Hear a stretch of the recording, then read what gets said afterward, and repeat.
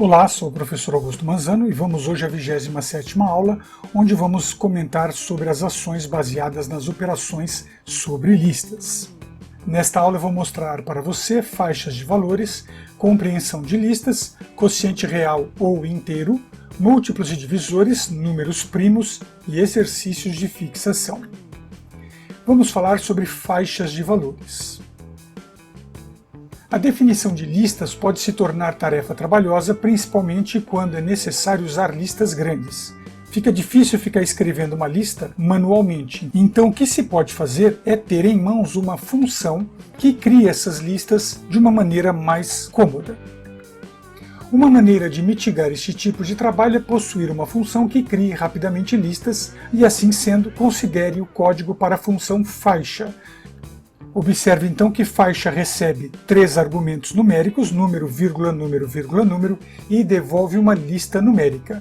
Eu vou fornecer para esta função os valores i de início, f de final e p, o próximo valor na contagem.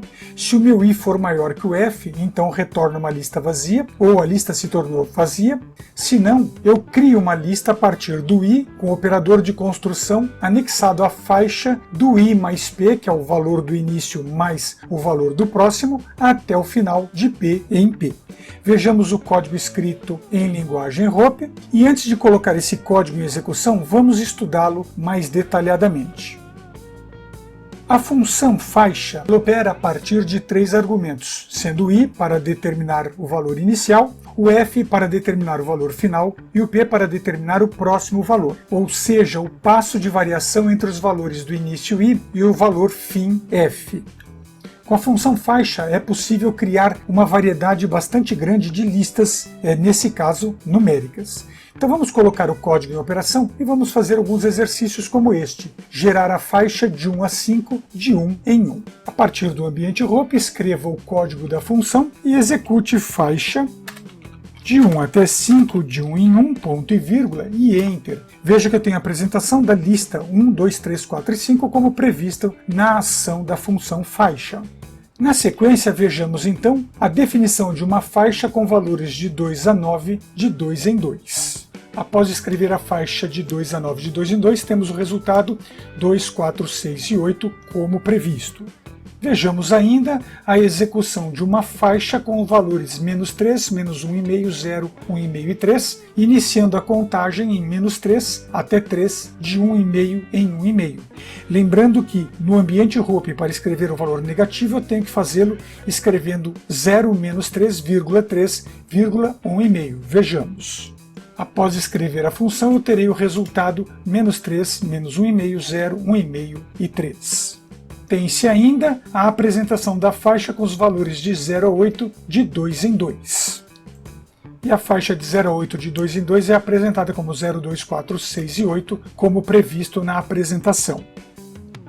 Vamos ver agora o funcionamento passo a passo dessa função. Então eu vou colocar a função em operação, vou executar ali o exemplo de faixa de 1 a 5 de 1 em 1. Quando eu executo esta operação, eu reservo espaço na memória. Ao reservar o espaço na memória, o protótipo da função já armazena na memória os valores 1, 5 e 1, 1 para i, 5 para f e 1 para o p. Na sequência, a segunda linha verifica se o valor do i é maior que o f, se 1 é maior que o 5. Se ele for verdadeiro, vai retornar lista vazia após o então. Se for falso, vai retornar a construção de uma lista a partir do senão. O resultado é não, então nós vamos criar uma lista a partir do senão, onde o valor do i, que está com 1, será armazenado em uma lista e eu pego o próximo valor, que é de 2 a 5 de 1 em 1. Esse valor 2 é obtido a partir do valor i, que está com 1, mais o valor do p, que está com 1, 1 mais 1, 2. Isso gera a lista com um elemento, e a nova chamada cria então os novos valores na memória, 2, 5 e 1. Na sequência é feita a verificação se o 2 é maior que o 5, se o i é maior que o f, o resultado é não, então significa que eu vou para a ação depois do senão. Então agora eu pego o valor 2, e vou anexar esse valor à lista que está sendo criada na memória, e o próximo valor a ser verificado é de 3 a 5, de 1 em 1. Lembrando que esse 3 foi obtido a partir de quem? Do valor do i, que nesse momento é 2, mais o valor do p, que é 1, 2 mais 1, 3. Nesse momento a minha lista está na memória com os valores 1 e 2, é feita uma nova chamada recursiva e os valores 3, 5 e 1 são então memorizados numa nova instância. A segunda linha entra em operação e pergunta se o valor do i é maior que o f. 3 é maior que o f, a resposta ainda é não, e eu vou então para a ação após o senão. Esse valor 3 é capturado para ser enviado para a lista que está em memória, e o próximo valor é 4, porque 3 do i mais 1 do p gerou esse 4. Então nesse momento a lista na memória é 1, 2 e 3. Feita uma nova chamada recursiva, os valores 4, 5 e 1 são armazenados na memória. O programa então vai para a segunda linha que pergunta se 4 é maior que 5, se o i é maior que o f. A resposta é não, então nesse momento eu vou para a ação após o senão. Vou pegar o valor 4 e inserir na lista, e o próximo valor a ser verificado é o valor 5, que é resultado de 4 mais 1. Nesse momento a minha lista está com os valores 1, 2, 3 e 4. Eu executo uma nova chamada, os valores 5, 5 e 1 são armazenados. Na segunda linha, eu pergunto se o i é maior que o f, e 5 é maior que 5, a resposta é não, então significa que eu vou para a ação após o senão. Nesse momento o 5 será guardado na memória, e o valor do i com 5 será somado a mais 1, gerando o próximo valor de chamada 6. Antes da chamada eu tenho 1, 2, 3, 4 e 5 como a minha lista resultante, e na próxima chamada os valores 6, 5 e 1 são armazenados. A segunda linha entra em operação e agora vem a pergunta: meu i é maior que o f? 6 é maior que 5? Nesse caso a resposta é sim. Sendo sim, eu vou para a ação após o senão. E o elemento vazio, o valor nada, será então acrescido ao final da lista. Encerrada a operação, o retorno é a lista 1, 2, 3, 4 e 5. Vejamos agora o que é a ação de compreensão de lista. Operações sobre conjuntos elas são escritas matematicamente a partir de duas ocorrências. Eu posso fazer ou conjuntos por compreensão ou conjuntos por extensão. Os conjuntos por extensão também podem ser chamados de conjuntos por descrição. Por exemplo, uma extensão é desta maneira. O meu conjunto A é representado então pelos valores 2, 4 e 6. Por compreensão, o conjunto vai ser representado A sendo ali o X, ou esse sinal é um sinal, essa barra vertical, nós conhecemos ela em português como cachimbo, por vezes cano, em inglês ela chama-se pipe, onde X é um número par entre 1 e 7. O significado dessa ação corresponde a dizer o seguinte: que A é um conjunto de X e a barra é de modo que, ou mesmo tal que, X é um número par entre 1 e 7. Então a compreensão eu digo assim: A é um conjunto de X, tal que X é um número par entre 1 e 7.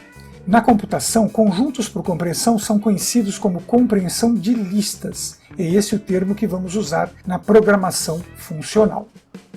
A ação de compreensão de listas pode ser realizada em diversas linguagens de programação com suporte a operações funcionais a partir de sintaxes próprias para esta ação. Neste curso, essa forma não será utilizada. Será apresentada a você uma outra abordagem. A solução indicada baseia-se na estrutura de uma função específica, especializada e simplificada, sendo este um momento de oportunidade para fazer uso da aplicação de funções de ordem superior. As funções de ordem superior também são conhecidas como funções de primeira ordem ou cidadãos de primeira classe. É quando eu tenho uma função e passo essa função como argumento para outra função. Então a função passada como argumento ela é tratada como se fosse um valor qualquer. Por isso ela é chamada de primeira ordem, ou ordem superior, ou um cidadão de primeira classe, porque a ação dela e de um valor são iguais, estão no mesmo nível de ação. A função proposta ela é simplificada e também limitada a algumas ações muito básicas. Eu não vou trabalhar aqui com a construção de compreensões sofisticadas, serão compreensões bastante simples, apenas para dar ideia do que é esta ação. Após o seu entendimento, não haverá nenhum problema em você trabalhar com os recursos de compreensão que as linguagens de programação funcionais oferecem, exceto a linguagem ROP, que não tem embutido em seu kernel, em seu ecossistema, essa funcionalidade. A função comp, que vamos operacionalizar em seguida, possui como argumento o conjunto, que é uma lista de dados, nesse caso vai ser numérico, representado de x até x's, e um qualificador, que será uma função lógica aplicada sobre os elementos do conjunto. Observe então o seu código.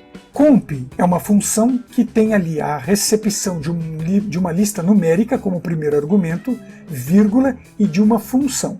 A representação de passagem de argumento por função em português funcional é representado com a nomenclatura cachimbo, que são as barras verticais, número, que é a recepção de uma entrada, retorno lógico, ou seja, aí eu tenho uma função que vai receber um valor numérico e vai devolver um valor lógico. Essa ação está representada entre os símbolos cachimbo, antes do número, cachimbo após o lógico. Então estou dizendo que esse argumento é uma função. Todo esse conjunto dentro de parênteses vai dar um resultado como sendo uma lista numérica. A segunda linha diz o seguinte: se a lista fornecida for vazia ou chegar a ser vazia, não importa o qualificador, retorna vazio, retorna nada. No entanto, a terceira linha, que está dividida em 4 segmentos, verifica se a lista é uma lista válida de x até x e aplica o qualificador. Eu disse 4 termos porque, na verdade, isso é uma única linha, mas ela é muito grande e fica difícil expressá-la num plano. Então a gente divide essa linha em segmentos. Se o qualificador de x for verdadeiro, então eu executo a construção de uma lista. Se não, eu passo para o próximo elemento da lista. Esse é o significado ali do x, construtor comp. Eu crio uma lista com o valor encontrado. Se não, eu passo para o próximo elemento da lista, que é a ação do comp sobre a cauda da lista em uso. O código na linguagem ROP é basicamente o mesmo representado no português funcional, exceto ali a primeira linha, que nós temos ali depois dos 2 pontos, o list num, o tralha, que é a vírgula que nós vamos usar na chamada, e aí a função é definida dentro de parênteses, onde eu tenho ali a entrada de um número e o retorno de um truval, que é o valor lógico na linguagem ROP. E antes de colocar essa ação em operação, vamos conhecê-la internamente. Nesta etapa eu vou detalhar um pouquinho mais a nossa função comp. Eu dividi a função em 3 linhas, linha 1, linha 2 e linha 3, que está dividida em 4 segmentos, 4 termos, e vamos ver o que acontece. A linha 1 ela indica o protótipo da função, com os argumentos, nesse caso lista número, que é o conjunto, e o qualificador, que é a função que vai ser fornecida. Função essa que vai ter um valor de entrada do tipo numérico com um retorno lógico, falso ou verdadeiro. A finalidade da linha 1 é apenas reservar na memória o espaço de trabalho necessário à execução do código da função. A linha 2, por sua vez, ela determina a menor solução para o processamento da função. Na verdade, é a linha de aterramento, que tem por finalidade verificar e checar o encerramento da ação recursiva. O indicador de conteúdo, abre colchete, fecha colchete, ele representa a posição vazia da lista. E o qualificador é a função que foi passada para a função comp como seu argumento. Por sua vez, a linha 3 executa a função passada como argumento sobre a lista. Então, a função passada ali no qualificador vai ser aplicada sobre a lista representada de x até x's. Veja que qualificador representa uma função lógica que utiliza um só argumento aplicado sobre os elementos de x até x's. Se o qualificador for verdadeiro, a ação executada vai ser x cabeça, operador de construção comp cauda junto ao qualificador. Então eu executo a linha que está após o então. E eu vou criar uma segunda lista a partir da lista original. No entanto, se a condição do qualificador for falsa, eu vou buscar o próximo elemento da lista. Eu vou fazer uma nova chamada para um novo valor e verificar se o próximo valor está dentro da condição do qualificador. Antes de colocar esse programa em execução no computador, vamos conhecer como sua ação ocorre internamente. Então considere para isso a função comp passando a lista 1, 2, 3 e 4, e aí eu tenho um cálculo lambda, onde eu estou dizendo lambda de x, de modo que x seja par. Ou seja, eu quero gerar uma lista como resultado que seja formada apenas pelos elementos pares da lista 1, 2, 3 e 4. Ou seja, ao final eu devo ter como resposta uma lista com os valores apenas 2 e 4, de modo que os valores 1 e 3 sejam descartados. Vamos colocar então esse programa em operação. Nesse momento, eu passo a função comp com a lista de 1 a 4, verificando se o x é par, e esse x vai ser cada um dos elementos da lista. Um momento ele vai ser o elemento 1, depois o 2, depois o 3 e depois o 4. Nesse momento, meu programa entra em operação, os valores 1, 2, 3 e 4 são memorizados, e a função par também é memorizada, só que aí ela pega par 1, porque o x pegou como 1.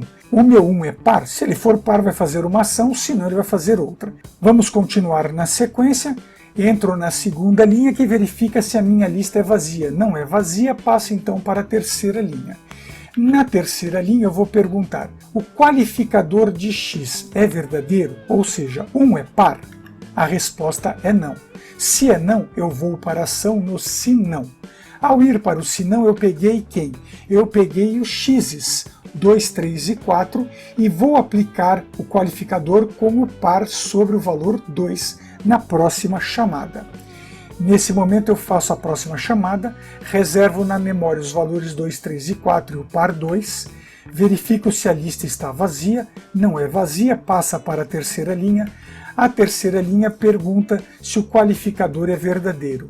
O valor 2 é par, esse valor é verdadeiro, a resposta é sim, então agora eu vou executar a ação que está após o então. Nesse momento, o x, que tem o valor 2, vai ser reservado na memória, e eu pego a próxima parte da cauda, que é 3 e 4, passando o próximo qualificador, que é o qualificador 3. Nesse momento, o valor 2 é um valor válido, então o resultado já está armazenado na memória, construindo a lista de saída. Na próxima chamada, eu reservo espaço na memória. Na sequência, verifico se a lista é vazia, não é, passa para a terceira linha. Na terceira linha eu entro em operação e pergunto se o meu qualificador é verdadeiro. Nesse momento, 3 é par, a resposta é não, então eu passo para a operação após o se não. Então eu pego a próxima cauda, que é 4, e vou validar esse 4 como par, se isto for possível. Na sequência, crio espaço na memória, entro na linha 2 e verifico, a minha lista está vazia? Não está vazia, tem conteúdo, então vai para a terceira linha. Na terceira linha eu vou verificar se o qualificador é verdadeiro. 4 é par? É verdadeiro, a resposta é sim, então eu entro para a lista pegando agora o valor 4. O valor 2 já está memorizado, eu pego o valor 4 e pego a cauda é vazia.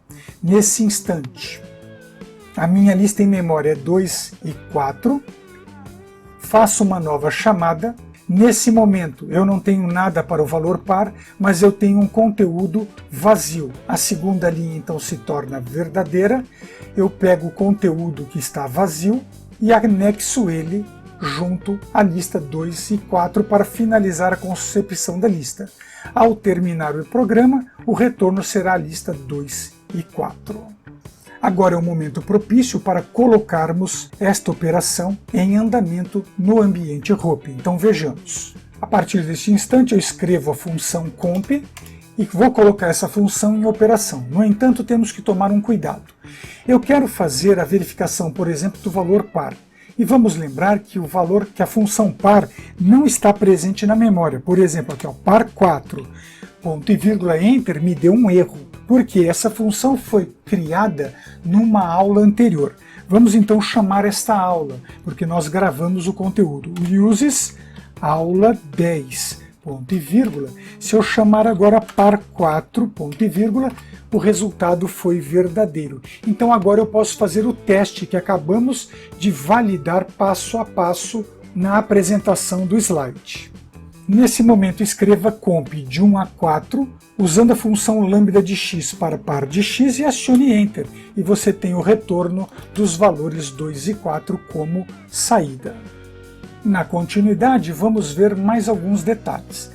A partir da definição de uma função que trate operações de compreensões, é possível obter extrações simples, mas desejando algo um pouquinho mais sofisticado, como por exemplo, essa compreensão, gerar uma lista com os valores de 1 a 5, de modo que cada valor da lista seja o seu quadrado, ou seja, de 1 a 5, que o resultado seja 1, 4, 9, 16 e 25. Essa não é uma tarefa muito fácil de fazer com a função comp, que acabou de ser desenvolvida. É necessário definir uma função auxiliar que dê suporte a esse tipo de operação, porque a função comp que temos, ela é limitada, ela atendeu uma parte da nossa necessidade. Então vejamos o código dessa nova função. Essa função chama lista de potências. Ela recebe um número, esse número, por exemplo, ali, fazer x ao quadrado, então eu poderia dar esse número como quadrado e aplicar o quadrado, a potência desse quadrado, sobre os valores da lista, e retorna uma lista numérica. Observe que a segunda linha está usando agora um artifício diferente.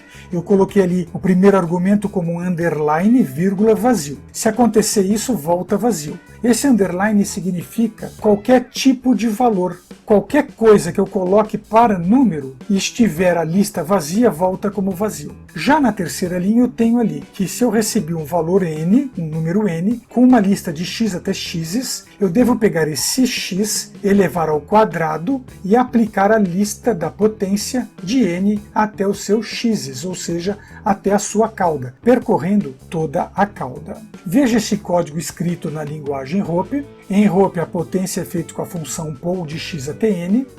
Vejamos que, se for executado agora a operação lista potência de 2 sobre a lista 1, 2, 3, 4 e 5, eu vou ter o resultado 1, 4, 9, 16 e 25.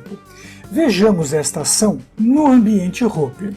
Primeiramente, no ambiente Hope, escreva a função desejada, e na sequência execute lista da potência de 2 aplicado sobre a lista 1, 2, 3, 4 e 5 e observe que o resultado retornado foi 1, 4, 9, 16 e 25, como esperado. Complementando, temos que a partir da função lista_pot_comp, combinadas, é possível obter compreensões mais elaboradas. Por exemplo, eu quero fazer aí uma compreensão de uma lista da qual eu quero extrair apenas dos valores ímpares elevados ao quadrado da lista 1, 2, 3, 4 e 5. Veja que o resultado tem que ser 1, 9 e 25. Vamos aplicar isso na linguagem aqui no ambiente Hope para ver este resultado. Escreva então a operação, acione Enter, e observe que a resposta foi uma lista contendo os valores 1, 9 e 25. Mais um exemplo pode ser apresentar uma lista formada por valores ímpares do cubo dos valores de uma lista de 1 a 5. Vejamos também isso em linguagem Hope. Neste momento, informe o segundo exemplo e veja o resultado 1, 27, 125, como foi previsto. Veja na sequência a funcionalidade da função lista potência. Então vamos colocar lista potência em operação. Eu quero gerar os quadrados dos valores da lista de 1 até 5. Vamos entrar na operação, o valor 2 vai para n, a lista é 1, 2, 3, 4 e 5, não caiu na condição de vazio, vai para a terceira linha. Nesse momento, quando entra em operação, o x assume o valor 1 da lista. O valor 1 é então aplicado à potência de 2, isso gera como resultado o valor 1. Na sequência, o valor 2 de n será aplicado à cauda da lista com os valores 2, 3, 4 e 5. Faço então nova chamada, o valor 1 já está preservado, porque eu quero fazer as potências dos valores da lista elevado ao quadrado. Na próxima execução, n mantém o valor 2 e a lista agora é formada por 2, 3, 4 e 5. Na execução, verifica se a lista é vazia, não é vazia, passa para a próxima etapa. Na próxima etapa, eu pego o valor 2, que é a cabeça da lista, pego esse 2 e elevo a 2, que é o valor do n, e eu tenho então o valor 4. O 2 será aplicado sobre a lista restante, 3, 4 e 5, e nesse momento na memória eu tenho os valores 1 e 4. Na próxima chamada eu crio espaço na memória, mantenho o valor 2 de n e a minha lista agora é formada pelos valores 3, 4 e 5. Verifico a segunda linha, não é lista vazia, passa para a terceira linha. Na terceira linha eu pego então o valor 3, que é a cabeça da lista, aplico o 3 ao quadrado e obtenho o valor 9. Na sequência, o 2 será passado para a próxima chamada de memória e a minha próxima cauda é 4 e 5. Nesse momento, na memória, eu tenho os valores 1, 4 e 9 registrados, faço uma nova chamada, os valores são então armazenados, verifico se a lista é vazia, ainda não é vazia, passa para a terceira linha. Na terceira linha eu pego o valor 4, que é a cabeça da lista, pego esse 4 e elevo ao quadrado e vou obter o valor 16. Na sequência, a próxima chamada será o valor 2 com a próxima cauda, que é o valor 5, e nesse momento a minha lista está com os valores 1, 4, 9 e 16. Faço uma nova chamada, verifico se a lista é vazia, ainda tem conteúdo, passa para a terceira linha pega a cabeça da lista, que é o valor 5, 5 é elevado ao quadrado, gerando então o resultado 25. Assim eu tenho o valor 2 mantido em n, mas a minha cauda agora é o valor nada, estou com a lista vazia. Nesse momento, na memória, a minha lista é formada pelos valores 1, 4, 9, 16 e 25, faço uma nova chamada, caio na situação da segunda linha, porque a minha lista é vazia, e isso retorna nada, e a devolução é uma lista com os valores 1, 4, 9, 16 e 25, como resultado dos quadrados dos valores de uma lista de 1 até 5. Na próxima ação, quero trabalhar com o quociente real ou inteiro. Vamos falar um pouco sobre esta questão. No início de sua jornada escolar, você aprendeu lá no primeiro ano da escola a realizar operações de divisão com a obtenção de quociente inteiro, a partir do uso de números naturais. Naquele momento não foi apresentado para você os valores reais, os valores fracionados. No segundo ano, você aprendeu a trabalhar com o quociente real, foi quando entrou noção de fração. No segundo ano, você aprendeu a trabalhar com o quociente real, foi quando foi dado a você a noção de frações simples. E aí acontece uma coisa muito interessante, você esquece da existência de resultados de divisão com o quociente inteiro. Então se eu falar para você, vamos dividir 5 por 2, você já deve estar pensando, é 2,5. Mas e se eu quero o resultado inteiro do quociente, eu não quero o 2,5, eu quero apenas o 2.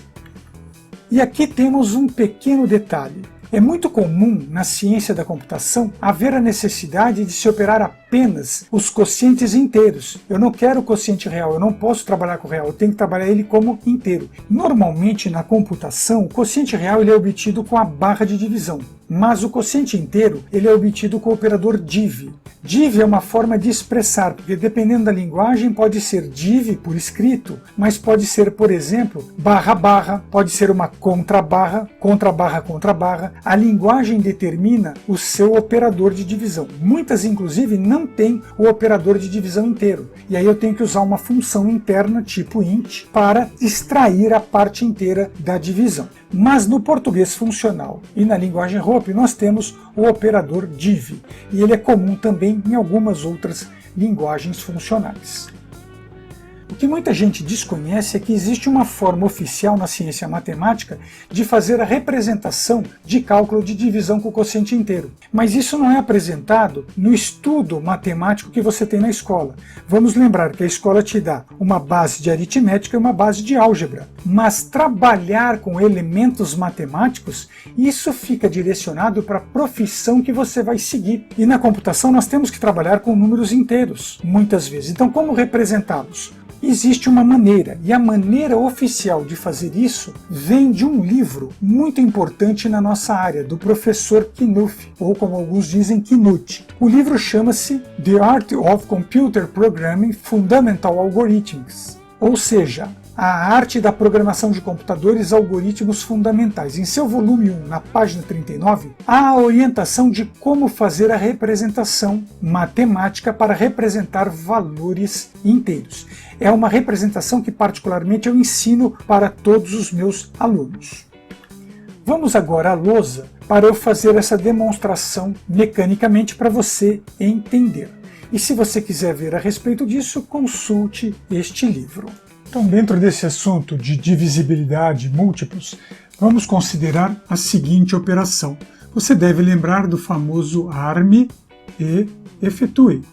Então vamos dizer que eu quero que você faça esta operação. Vamos armar e efetuar esta operação. Eu pego 5 e vou dividir por 2. Vamos voltar aos primeiros dias na aula, quando você aprendeu a fazer essa operação. A pergunta é: quantas vezes esse número 2 cabe dentro do 5? Ele cabe uma vez, cabe duas, cabe 3.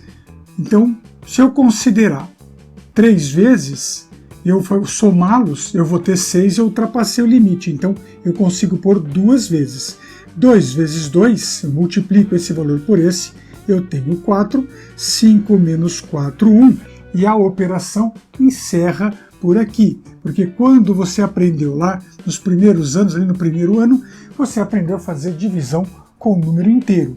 No segundo ano para frente, você aprendeu a fazer, então, cálculos com frações, e aí desenvolveu uma outra dimensão para isso. Você aí pega aqui o 5, divide por 2, 2 vezes 2 cabe 2 vezes dentro do 5, 2 vezes 2 deu 4, 4 para 5, 1, aí você coloca uma vírgula, assume um zero, divide esse 10 por 2 dá 5, 2 vezes 5 deu 10, e 10 menos 10, 0, então o resultado é 2,5. Aqui é 2,5 e aqui é 2. Veja que eu tenho duas situações bastante distintas. Depois vamos colocar isso aqui na forma de fração. 5 dividido por 2, ou 5 meios, e aqui 5 dividido por 2, ou 5 meios. Se eu usar esta ideia, eu tenho aqui como 2,5. Mas se eu quiser trabalhar com essa ideia, eu vou responder aqui 2. E veja o problema. Qual das formas vai dizer para mim que o resultado é 2 ou 2,5? E é aqui que entra aquela simbologia que eu comentei há pouco, e nós vamos demonstrar ainda à frente. Eu venho aqui e coloco este símbolo. No que eu coloco este símbolo não é um colchete, esse símbolo chama-se piso. E eu tenho o seu oposto, que é o teto. O piso arredonda para baixo e o teto arredonda para cima. Então, desta maneira, eu tenho a representação oficial para números inteiros. Então, eu sei que quando eu tenho essa operação, computacionalmente eu vou chamar isso aqui de div, e quando eu tiver essa operação, computacionalmente eu chamo então de divisão, uma divisão comum. Aqui o quociente é real, e aqui o meu quociente é inteiro. É esses os detalhes. Só para dar mais uma ilustrada nessa questão, se eu tiver, por exemplo, este valor como piso, ele vai ser 2. Se o valor tiver com 2,9, ele continua sendo 2. Já com o teto, 2,1 ao teto vira 3. A mesma coisa, 2,9 ao teto também é 3. No retorno, vamos ver agora a aplicação de múltiplos e divisores, uma vez que já sabemos como representar divisores inteiros. Os múltiplos de um número são resultados obtidos a partir da multiplicação desse número por certo fator.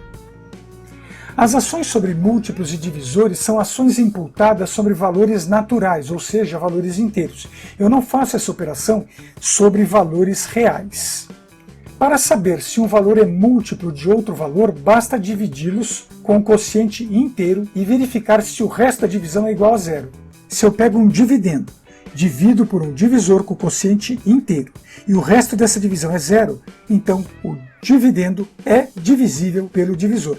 É um múltiplo do divisor. Se o resultado for diferente de zero, então eles não são múltiplos. E, por conseguinte, não são divisores. A partir da detecção de múltiplos e divisores, as operações de compreensão tornam-se mais atraentes. Por exemplo, para verificar se dado valor é múltiplo de outro valor, considere uma função chamada múltiplo, que recebe os argumentos n e m a seguir.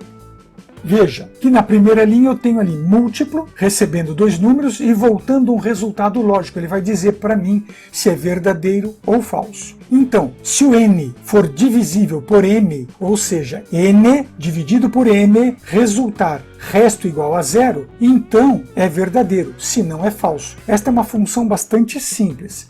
Vejamos ela codificada na linguagem ROP e vamos observar um detalhe. A operação, nesse caso n mod m, gera como resultado o valor do resto da divisão de números inteiros, que sendo zero indica que os valores informados são múltiplos entre si. Esse é o objetivo da operação. E antes de prosseguirmos ao teste de execução passo a passo, mostrar o resultado dessa ação, vamos aplicar a função múltiplo dentro do ambiente ROP e realizar dois testes. No ambiente ROP, então, basta escrever o código da função múltiplo e vamos colocá-la em operação. Então, múltiplo, por exemplo, de 9 por 2. 9 é divisível por 2? 9 é múltiplo de 2? É falso. Vamos agora ver o seguinte, múltiplo de 9 por 3. Será que 9 é múltiplo de 3? O resultado é verdadeiro. Se eu executar aqui múltiplo de 8 por 2, é verdadeiro. Mas, por exemplo, múltiplo de 8 por 3, o resultado é falso. Vamos fazer um mapeamento para ver a execução da função múltiplo, perguntando se 5 é divisível por 2. Esse teste é bastante simples, porque eu pergunto ali múltiplo 5 de 2. Ao ser executado, eu verifico o n é 5, o m é 2. Vou pegar o 5 e dividir por 2. O quociente de 5 dividido por 2 resulta 2. Aí eu pego o 2 do divisor e multiplico pelo 2 do quociente, e obtenho o valor 4. Esse 4 eu subtraio do dividendo, e o resultado é 1. Nesse caso, o resultado 1 é igual a 0? É falso, é não. Então retorna falso como resposta. Então retornou falso porque 5 não é divisível por 2. Vejamos agora na sequência um teste para verificar se 8 é divisível por 2. Ao colocar em operação, eu pergunto múltiplo de 8 por 2. Quando entra na operação, o n passa a ser o 8 e o m 2. Pergunto se 8 mod 2 vai ser igual a 0. Pego 8 dividido por 2, pego o resultado do quociente 4, multiplico pelo divisor 2, obtenho 8, 8 menos 8, 0, 0 é igual a 0, é verdadeiro, é sim, então volta como verdadeiro. Foi isso que o programa executou nos testes que realizamos dentro do ambiente ROP. A partir da função múltiplo, é possível, por compreensão, obter uma lista de valores que sejam múltiplos de um valor fornecido, como seu divisor. Então vamos considerar agora uma nova função chamada divisor. Essa função recebe um número e apresenta uma lista de número.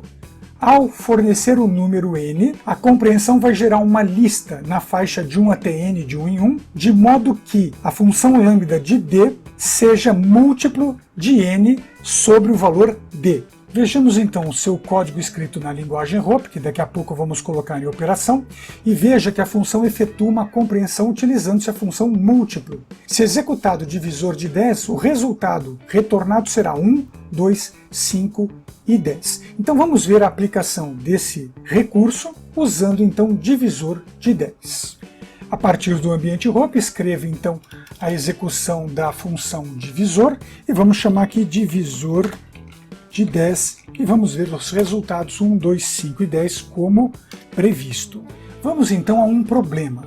Imagine que o divisor de 10 que acabamos de usar, usando ali comp, não seja possível de uso na sua linguagem de programação. Então você tem o recurso e ele não é aplicado porque a linguagem não o aceita. Como resolver esse problema? Neste caso, é possível codificar uma função que realize a extração direta dos divisores de certo número. Assim, atente para o próximo código. Estou criando aqui uma função chamada listaMulti, ou seja, lista multiplicadores. Ele recebe uma lista numérica e um número. A lista numérica é uma lista com valores e o número é o multiplicador que eu vou extrair dessa lista, gerando, claro, uma lista de valores. Se a lista estiver vazia, não importa o número, volta vazio. Caso contrário, se a lista tiver conteúdo entre x e x e o n, ele vai fazer a verificação do n sobre o x. Se o resultado for 0, é um número múltiplo, então ele cria a lista a partir ali do x, construtor lista multi-cauda. Se não, vai para o próximo elemento da lista. Veja na sequência o código escrito na linguagem Hope. A função lista_multi, quando em execução, mostra os múltiplos de um número definido.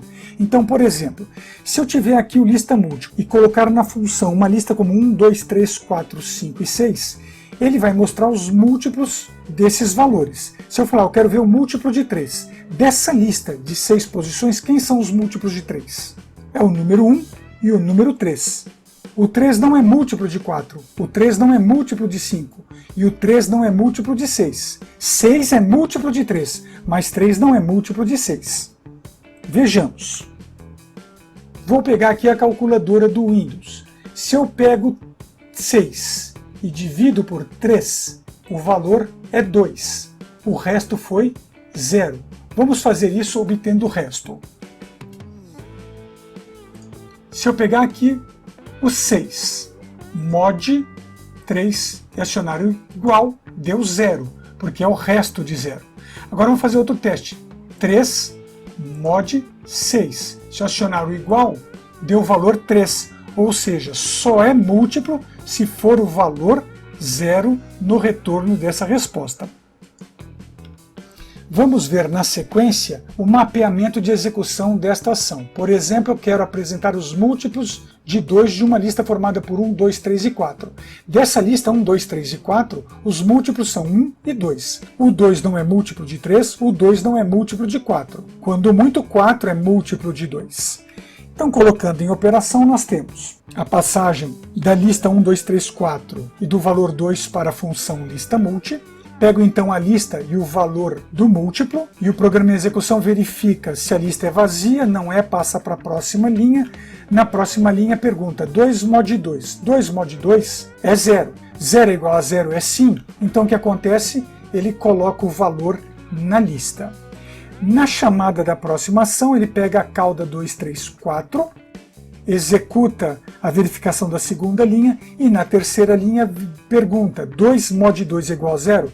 2 mod 2 é 0, 0 igual a 0 sim, acrescenta esse valor 2 na lista e chama a próxima cauda dessa lista, que é 3 e 4. Verifica se a lista é vazia e na sequência pergunta se 2 mod 3 é igual a 0. 2 mod 3, o resultado é 2. 2 é igual a 0? Não. Então, ele passa para o próximo elemento, que é o 4 e 2. Na chamada do 4 e 2, verifica se a lista é vazia. Não é. Entra na operação e pergunta 2 mod 4. 2 mod 4 resulta 2. 2 é igual a 0? Não. Então, ele pega a lista vazia e faz a próxima chamada. Como ele cai aqui na lista vazia, encerra a operação e devolve como resposta o valor 1 e 2. Vamos então agora fazer esse teste dentro do ambiente Hope. Primeira coisa a ser feita é colocar a função lista_multi e na sequência colocá-la em uso. O primeiro teste será apresentar os valores múltiplos de 3 que estão na lista de 1 a 6. Vejamos. O valor foi 1 e 3. Eu poderia também fazer aqui, lista_multi na faixa de 1 a 6, de 1 em 1, que sejam múltiplos de 3.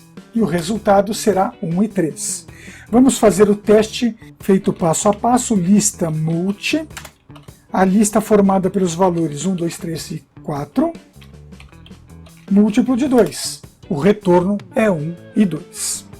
A partir da definição da função lista_multi, deve-se definir a função divisor 2, que servirá de interface para facilitar aí o uso do lista_multi. O divisor 2 está substituindo o divisor 1, porque estamos supondo aqui que a ação de compreensão usada anteriormente pode não funcionar em uma determinada linguagem de programação, então nós temos que buscar uma alternativa. A finalidade de um programador não é sentar e chorar porque o programa não roda. Se a linguagem não tem o recurso, eu vou lá e crio o recurso para a linguagem. Esse é o papel do profissional de programação. Então vejamos aqui o divisor 2, é uma função bastante simples, recebendo o número e voltando uma lista. Essa função chama lista multi, vejamos ela escrita na linguagem ROP, e vamos ver um teste para isso. Eu vou chamar divisor 2 e tem que mostrar os valores 1, 2, 5 e 10. Então vejamos isso em operação. Assim que estiver no ambiente ROP, escreva a função divisor 2 e vamos colocá-la em operação. Divisor 2 para o 10. Vamos acionar o Enter. Veja que temos então os valores 1, 2, 5 e 10. Vejamos agora como trabalhar com números primos. A partir das funções anteriores já é possível gerar listas, por exemplo, com números primos. Número primo caracteriza-se por ser um valor numérico inteiro, natural, que é divisível por 1 e por ele mesmo. Para gerar listas de valores primos é necessário ter uma função de apoio para validar se determinado valor numérico é ou não primo. Então eu vou verificar se o número é primo. Se ele é primo, eu posso gerar uma lista de primos. Para a função de apoio serão usadas outras 3 funções, uma apresentada em aula anterior, que é a função tamanho, e 2 na aula de hoje, que é a lista multi e a faixa. A função checaPrimo indica se dado valor numérico é ou não primo. Então eu tenho aqui a função checaPrimo, recebe um número e volta uma resposta lógica, ou seja, o número é ou não primo, é falso ou verdadeiro. A correspondência de padrões diz o seguinte: se você fornecer o valor 1, é falso, 2 é verdadeiro. E a função só trabalha com valores acima de 2. Nesse caso, a função verifica ali, se o tamanho da lista desse número for maior que 0, é falso, não é um número primo. Mas se o tamanho for diferente de 0, então é verdadeiro. Veja o código escrito em linguagem ROP e antes de ver a execução do mapeamento passo a passo, vamos colocá-la em operação dentro do ambiente ROP. Nesse momento no ambiente ROP, escreva a função checaPrimo e veja que ela apresentou um erro. Por quê? Porque falta a função tamanho. Se eu chamar aqui uses aula 22 e acionar Enter, eu vou ter a função tamanho. Vamos executar aqui o display, porque eu quero mostrar uma ocorrência. Quando esses erros ocorrem, o que acontece dentro da memória. Veja que aqui na função primo, checaPrimo número, truval, checaPrimo 1, checaPrimo 2. A terceira linha que deu erro não foi registrada. Então o que nós temos que fazer agora? Escrever a terceira linha. Então nesse momento escreva a terceira linha e você terá então o conjunto de funções perfeitamente ajustados. Vamos executar checaPrimo de 7 e o resultado é verdadeiro porque 7 é um número primo. Vamos fazer checaPrimo de 6 e o resultado é falso. Vamos ver agora o mapa de execução da função checaPrimo com o valor 7. Preste bem atenção neste detalhe. Não vou fazer o passo a passo, mas vamos mostrar aqui o que está acontecendo. A primeira linha da função é o protótipo, a segunda e a terceira linha são a correspondência de padrão para os valores 1 e 2 e a terceira linha para o valor n. 7 entra na terceira linha. A terceira linha está dividida em 4 segmentos. O primeiro segmento é o checaPrimo com o número 7. O segundo segmento é a condição se. Depois eu tenho então e o se não. Na condição se está escrito tamanho da lista multi de faixa. Preste bem atenção nesse ponto. Faixa de 2 a n menos 1. Se eu entrei 7 para o n, 7, n menos 1, 7 menos 1, 6. Então é de 2 a 6, de 1 em 1. Isso justifica no quadro a lista 2, 3, 4, 5 e 6. Agora, se eu fizer uma lista do múltiplo, o múltiplo de quem? De n, do 7 sobre uma lista 2, 3, 4, 5 e 6. Nenhum desses valores é múltiplo para 7. Então isso retorna uma lista vazia. A lista vazia, se eu tirar o tamanho de uma lista vazia, o único valor que dá para inferir é 0. E a pergunta da condição é: 0 é maior que 0? O 0 que é maior que 0 é falso. Sendo então falso, ele vai para o senão. E o senão retorna verdadeiro, sendo esse valor um número primo. Vamos ver agora o teste para o valor 6. Se eu entro um valor 6, o que vai acontecer? A lista gerada vai ser 2, 3, 4 e 5, porque de 2 até 6 menos 1 deu 5. Se eu aplicar o N6 sobre a lista 2, 3, 4 e 5, eu tenho como retorno dos seus múltiplos os valores 2 e 3. ou seja, o tamanho dessa lista é 2. 2 é maior que 0, isso é uma condição verdadeira. Se isso ocorre, então tenho que voltar como falso, porque 6 não é um número primo. Um detalhe, existem várias maneiras de eu verificar números primos. Esta foi uma delas, trabalhando com as funcionalidades que já estão disponíveis no nosso curso. Na sequência, basta definir uma função que apresente uma lista de números primos, determinando aí um limite máximo para a apresentação desses valores. Então observe a função L', lista primos, que recebe um número limite e apresenta então uma lista numérica. E observe que para esta ação ele está usando a compreensão, a faixa vai gerar então de 1 até o n, e está usando como elemento de compreensão a função checa'. Veja esse código escrito em linguagem ROP, e se eu executar esse código na linguagem ROP como L' de 30, ele deve apresentar 2, 3, 5, 7, 11, 13, 17, 19, 23 e 29, que é a lista de números primos até 30. Vejamos isso no ambiente ROP. Então, a partir aqui do ambiente ROP, escreva L' e vamos então L' de 30. Acionou Enter e os valores são 2, 3, 5, 7, 11, 13, 17, 19, 23 e 29, como previstos. Importante agora salvar esta aula, então save aula 27, ponto e vírgula, Enter. Vejamos agora os exercícios de fixação. Usar ações relacionadas a operações com listas. Então, primeiro exercício, criar função chamada põeúltimo, que coloque o elemento n na última posição da lista. Exercício 2. Criar função chamada divisores, que gere uma lista decrescente com os divisores do valor n. Para este exercício, use as funções comp, múltiplo e inverte da aula 23. Criar função chamada produto LST, lista de produtos, produto listado, que apresente o resultado da multiplicação sucessiva dos elementos de uma lista. 4. Crie função chamada faixa primo, que apresente os números primos entre o valor n e o valor m. Considere o uso das funções comp e faixa. Exercício 5. Crie uma função chamada amigos, que indique se x e y são ou não amigos. Para auxílio desta operação, use as funções divisores e soma_list. E aí considere esta observação do que são números amigos para que você consiga fazer este exercício. No exercício 6, vamos criar uma função chamada abundante, que indique se dado valor é ou não abundante. Use como suporte as funções soma_list, comp, faixa e múltiplo. Considere também aqui a observação do que é um número abundante para que você consiga executar este exercício. O exercício 7, crie uma função chamada div84 que retorne verdadeiro se o valor n, ao ser dividido por 8, tenha seu resto de divisão igual a 4. No exercício 8, crie uma função chamada listdiv84 que, por meio da ação de compreensão, gere uma lista com os valores numéricos inteiros de 1 até o limite n, cujo resto, quando dividido por 8, seja igual a 4. Exercício 9. Criar uma função chamada multipfaixa que mostre a multiplicação de todos os valores da faixa de números entre x e y. Se usado, por exemplo, multipfaixa de 3 a 5, deverá ser retornado o valor 60, ou seja, deverá ser realizada a operação 3 vezes 4 vezes 5.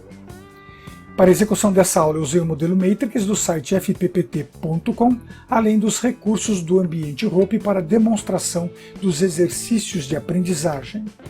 Muito obrigado pela sua participação. Até a próxima aula.